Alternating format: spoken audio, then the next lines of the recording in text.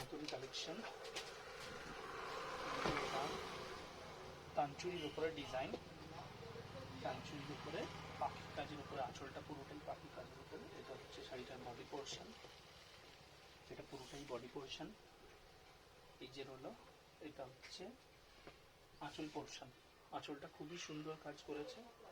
এই সাইডটা পুরোটা একটা বাড়ির ঘর টাইপের করেছে, এটা বল টাইপ, আর পুরোটাই হচ্ছে আঁচল ওয়ার্ক। আঁচলটা পুরোটা পাখি আর গলের সাথে কাজটা করেছে।